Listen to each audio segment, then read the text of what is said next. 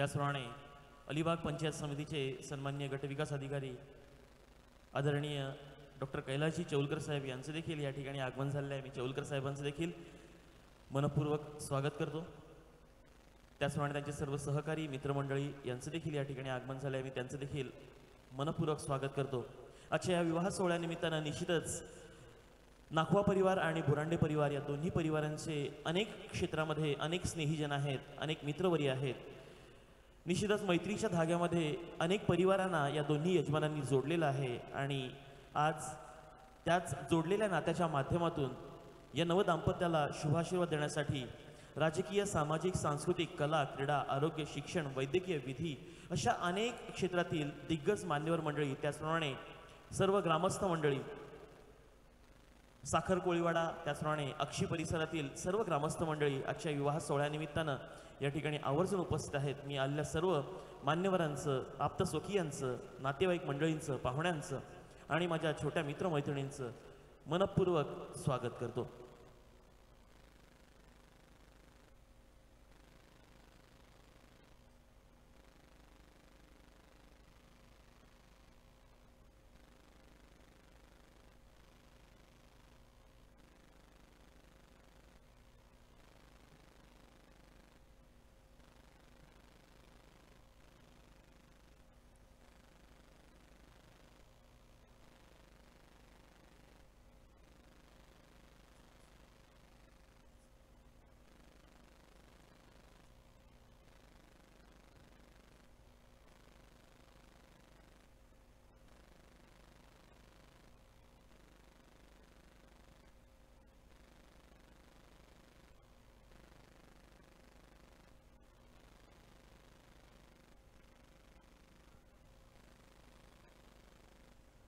गुरुजींच्या मार्गदर्शनानुसार नुकताच हा पत्रिका पूजनाचा सोहळा या ठिकाणी विधी संपन्न झालेला आहे आणि अवघ्या काही क्षणामध्येच हा मांगल्याचा सोहळा, हा शुभविवाहाचा सोहळा या भव्य दिव्य मंचावरून आपणा सर्वांच्या साक्षीने, आपणा सर्वांच्या उपस्थितीमध्ये ईश्वराच्या आशीर्वादाने संपन्न होणार आहे। मंडळी, लग्न म्हणजे काय? तर लग्न म्हणजे दोन जीवांचा मेळ, दोन भावनांचं बंधन, दोन मनांचं मिलन जन्मभराचं। एकानं पसरलं तर दुसऱ्याने आवरायचं, एकाचा तोल गेला तर दुसऱ्याने सावरायचं, एक कोलमडला तर दुसऱ्यानं उभं करायचं, दोघांच्या घामानं संसाराची बाग फुलवायची, तिच्या सुगंधानं सभोवतालच्यांना आनंदित करायचं, असं हे लग्न। आणि आज हेच लग्न चिरंजीव मंथन आणि चिरंजीव सौभाग्यकांक्षिणी शिवालिका उर्फ नमिता यांच्यामध्ये संपन्न होत आहे।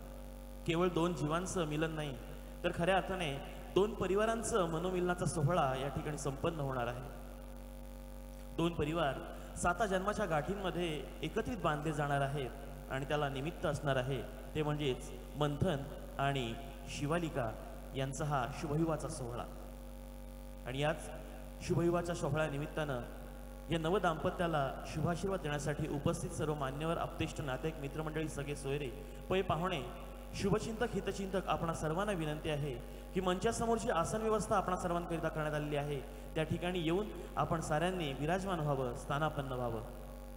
कारण आपणा सर्वांच्याच साक्षीने, आपणा सर्वांच्याच शुभ आशीर्वादाने आता हा मांगल्याचा सोहळा परिपूर्णतेकडे वळणार आहे, अर्थात हा शुभविवाहाचा सोहळा परिपूर्ण होणार आहे।